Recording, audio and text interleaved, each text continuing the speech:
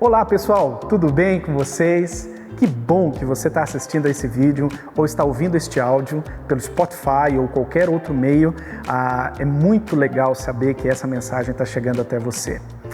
A mensagem que vai chegar até você, ela é fruto das nossas conversas, das nossas reflexões aqui enquanto comunidade cristã.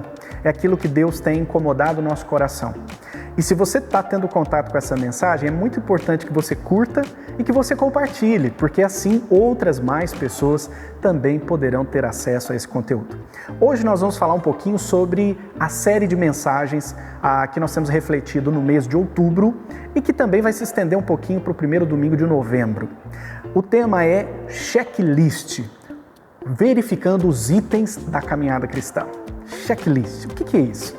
É uma palavra da língua inglesa, uma palavra americanizada, para se referir a uma lista de tarefas ou uma lista que precisa ser lembrada, de práticas que precisam ser lembradas e seguidas, ou verificações importantes para a redução de falhas e que garante o sucesso da missão.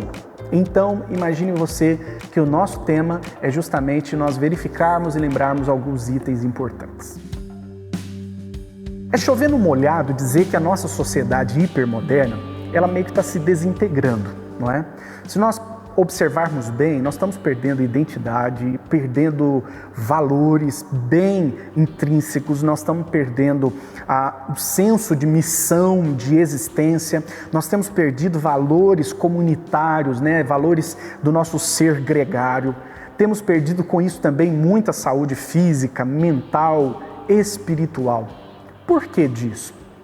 Sei lá, né? Muitas coisas podem estar causando isso. Algumas que a gente chuta aí seria o excesso da tecnologia, a falta de autorreflexão, de autoconhecimento, né? Nós temos conhecido muitas coisas, mas às vezes não temos conhecido a nós mesmos, quem nós somos, por que estamos aqui e o que nos motiva a continuar daqui em diante. E muitos dos vícios da alma, né, que filósofos do passado falavam sobre vaidade, preguiça, orgulho e outras coisas mais, são vícios que têm sido cultuados, incentivados, e como qualquer vício, isso tem voltado contra nós e de alguma maneira tem nos feito desintegrar. Tipo aquele filme dos Vingadores, sabe? Quando o Thanos estalou o dedo, né? E aí as pessoas viraram pó. Então, nós temos aos poucos nos tornado pó, temos desintegrado. E o que motiva essa série aqui na nossa comunidade cristã é que os cristãos estão vivendo essa mesma situação de crise, não é?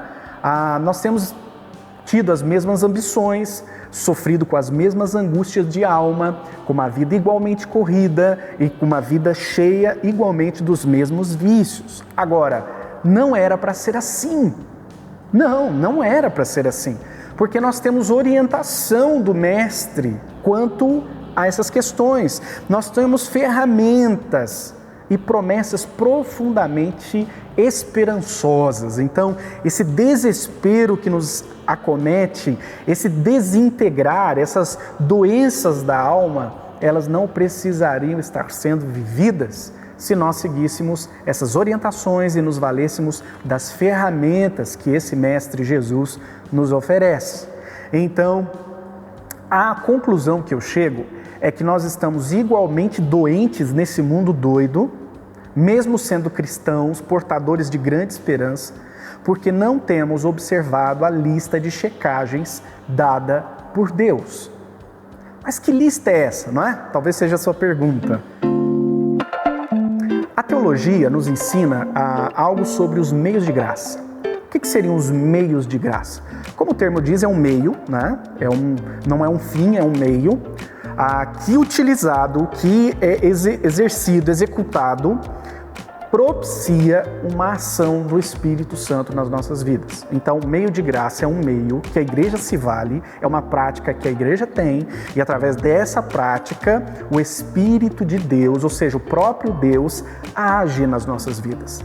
tendo por premissa, não é, que Deus é a fonte de toda a vida, Deus é a fonte de toda alegria, Deus é a fonte de toda a realização, Deus é a fonte de todas as coisas. Então, esse meio seria uma disciplina espiritual, seria uma prática espiritual que tem por finalidade nos fazer relacionar com Deus e Deus, portanto, produz em nós toda a transformação necessária.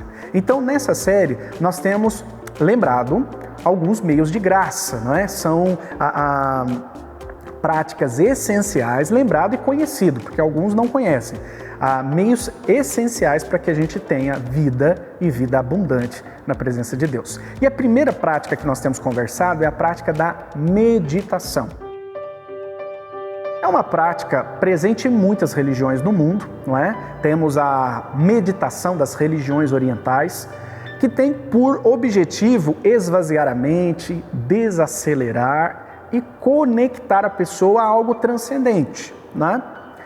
A meditação cristã, ela também traz essa ideia de se desconectar de muitas das loucuras da vida, aquietar a alma, mas não é somente esvaziar a mente, é mais que isso, é esvaziar a mente dessas muitas loucuras da nossa cultura, desses vícios, dessas ambições estranhas que não nos realizam e encher a mente com a palavra de Deus. Tá? Então a meditação cristã não é só um esvaziar da mente e um desacelerar da vida, é sim tirar essas coisas doidas para nos encher da palavra de Deus, da orientação de Deus, para ouvirmos a voz do Espírito Santo de Deus. Então a meditação cristã é isso, não é só esvaziar, mas é se encher da palavra de Deus. E veja o que a Bíblia diz. Lá no Salmo 1, nós temos a história de um homem feliz, porque o Salmo 1 diz assim: bem-aventurado o homem. Esse termo bem-aventurado significa muito feliz, não é só um feliz assim, é muito feliz, feliz em essência, feliz em existência, muito feliz é o homem. E aí ele vai descrever para nós uma prática que esse homem tinha muito interessante. Primeiro, algumas práticas que ele não tinha e depois uma que ele tinha, não é? Que era muito importante. Diz assim: bem-aventurado o homem que não anda no conselho dos ímpios, não se detém no caminho dos pecadores, nem se assenta à roda dos escarnecedores. Aqui é interessante que a gente vê um progresso, né? Primeiro é alguém que anda no conselho de um ímpio. O termo ímpio é alguém que não tem fé, né? Que não tem temor. Então, esse homem feliz, ele não anda no conselho dessa pessoa. Ele não se detém, ele não fica preso ao caminho dos pecadores, daqueles que erram o alvo da existência. E ele não se assenta. Então, primeiro ele ouve, perceba que há um progresso, ele não ouve esses conselhos, ele não se prende a esses caminhos e ele nem se assenta em rodas que levam para esse lado.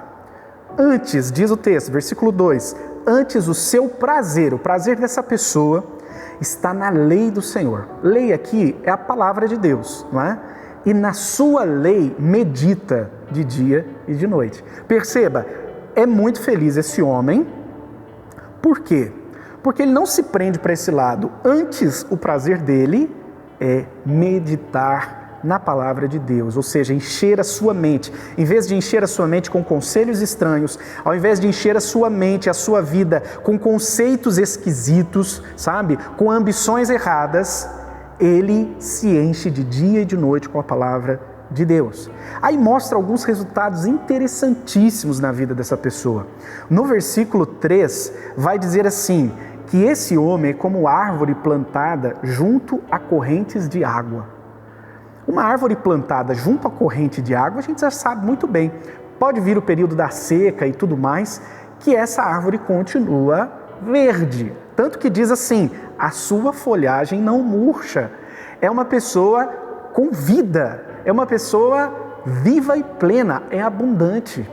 Perceba que esse homem, por meditar na lei do Senhor, ele tem mesmo no tempo da seca força de vida, não é? Ele está vivificado. Então perceba que esse homem, em primeiro lugar, ele tem saúde, né? Então esse homem é feliz porque medita na lei do Senhor e o resultado na sua vida é que ele é um homem saudável. Mas, no versículo 3 ainda, vai dizer que no devido tempo ele dá o seu fruto E mais, e tudo que ele faz será bem sucedido.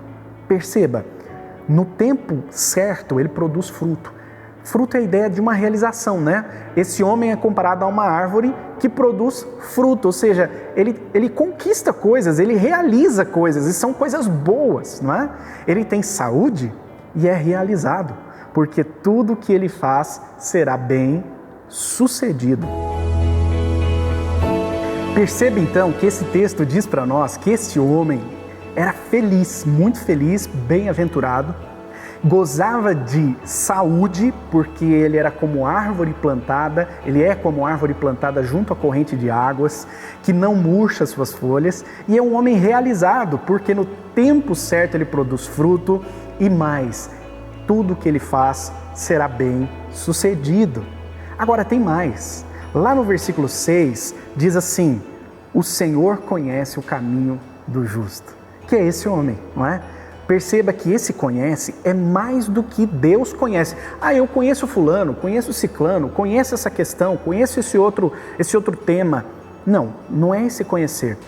Esse conhecer aqui é um conhecer de intimidade. Por exemplo, o marido, na lua de mel, conheceu sua esposa, conhecer ali de ter uma relação muito íntima. Diz o texto que Deus conhece, ele tem um relacionamento de vida com esse justo. Por quê? Porque ele medita na lei do Senhor.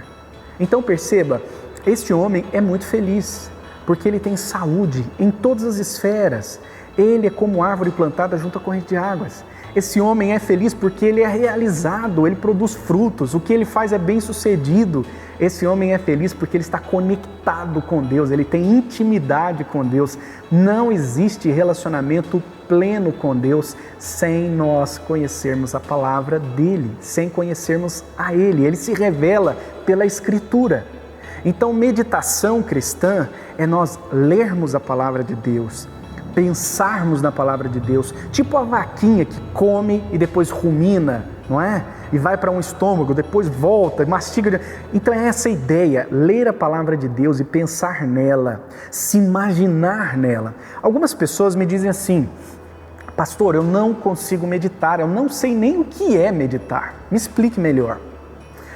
Para meditar, nós precisamos, além de contar com a graça de Deus, nós precisamos ler o texto de novo, ler várias vezes, ler com qualidade. É preciso também contar com a graça de Deus, a iluminação do Espírito Santo, porque é Ele que revela para a gente, né? Mas também usar um pouco da imaginação. Você vai entender isso. Eu quero fazer um exercício com você. Dá para parar aí um pouquinho o que você está fazendo? Se não der, depois volte nesse áudio ou nesse vídeo e faça esse exercício comigo, mas a ideia é essa. Preste atenção, feche os seus olhos, ou melhor, vá até algum lugar, se assente, respire fundo, feche os olhos e eu vou falar algumas coisas e você vai se imaginar aí, beleza? Vamos lá? Imagine uma montanha, um lugar assim bem árido, um clima semidesértico. Uma montanha com pouquíssima vegetação, muitas pedras, muito calor e quase nenhuma árvore para se abrigar do calor do sol. Um vento seco, com bastante poeira, corta o seu rosto. Nesse cenário, você está com o seu corpo todo coberto com roupas de manga comprida, tentando preservar a umidade do seu suor, porque a água nesse lugar, nessas condições, é muito rara. Você está com a cabeça coberta e mesmo assim é muito difícil olhar para o horizonte porque o sol é muito forte. Nesse cenário, onde você está sofrendo por falta de água, sua boca já está seca, não há quase nenhum movimento, você então vê uma ovelha. Isso, uma ovelha. A ovelha está parada à sua frente. Essa ovelha está calma, tranquila, parece que está aguardando você chegar. E quando você se aproxima, para sua surpresa, essa ovelha fala. Isso mesmo, ela fala. E agora você já não sabe mais se aquilo é uma miragem, se é verdade, se você está sofrendo por causa da seca. Você até resolve tomar um gole dessa água, que você estava guardando para um momento especial. Porque você, afinal de contas, não sabe mais quando é que vai ter água de novo. Pois bem, Você toma o último gole, mas a miragem não passa. A ovelha está ali, ela é de verdade e ela fala com você. Ela puxa conversa com você. Você então começa a falar para ela das dificuldades daquele clima. Você começa a dizer: como é difícil estar aqui, como é difícil tudo isso que eu estou vivendo, como é difícil não ter um rio passando por aqui, como seria bom se nós tivéssemos uma piscina, como seria bom se tivéssemos um ar-condicionado, como seria bom se nós tivéssemos vários aparelhos eletrônicos que facilitassem a nossa vida, tudo isso poderia nos ajudar muito. Pois bem, de repente você para de se lamentar e pergunta para a ovelha: ovelha, eu estou falando do que eu preciso, e você? Do que você precisa? E ela então responde: eu não preciso de nada. Você não consegue entender, se certifica de que ela compreendeu sua pergunta. E ela então reafirma para você: eu não preciso de nada, eu já tenho tudo do que preciso. Mas então você olha de novo para a ovelha e diz: ovelha, você não tem reserva de comida, como não precisa de nada? Você não tem reserva de água, olhe bem para você, não tem força alguma. Quando conseguiria se proteger dos predadores? Você precisa de muitas coisas. E então ela calmamente, docemente, mas firmemente te diz: eu não preciso de nada. Diante dela, com a boca seca, com a pele ressecada pelo vento, suando por causa do sol, você fala assim: eu não consigo entender. Como é que você não precisa de nada, se você nada tem? E ela então: eu tenho tudo. Eu tenho tudo que eu preciso. Eu tenho um pastor. E o pastor é tudo que eu preciso. Você me perguntou de água? Como eu tenho um pastor, na hora certa ele me conduz aos rios de águas tranquilas. Ele traz refrigério, não só ao meu corpo, mas também à minha alma. Você me perguntou de comida? Pois bem, o pastor me conduz aos pastos verdejantes. Aqui está seco, mas existem pastos verdejantes que o pastor já reservou, aonde ele me levará na hora que eu precisar. Você me diz quanto à segurança, proteção. O pastor me protege.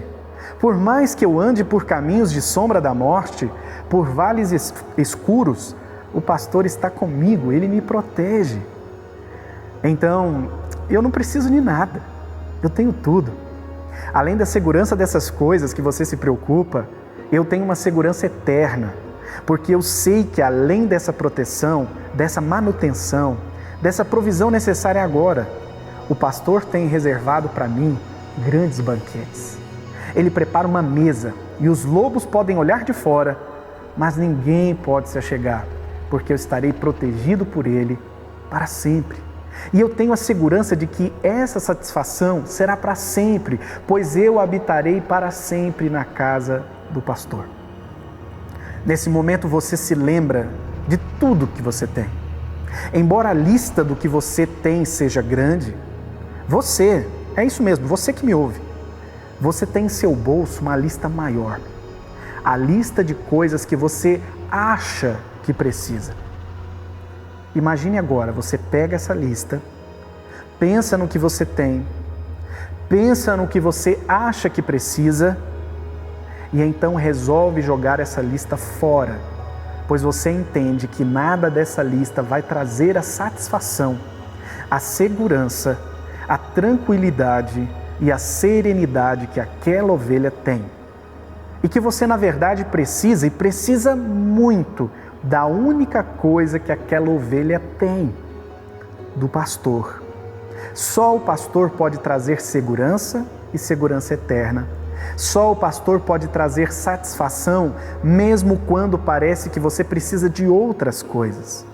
O pastor traz verdadeira alegria, paz, tranquilidade. O pastor é confiável, o pastor é manso, o pastor é seguro. E se você tem um pastor, você tem tudo o que precisa. Troque sua lista agora e peça para o pastor, para que ele ande contigo, Diga ao pastor que você precisa dele, e ele é tudo que você precisa. Esteja disposto a abrir mão de tudo que você acha que precisa, e diga ao pastor que ele é mais importante do que todas as coisas nessa terra.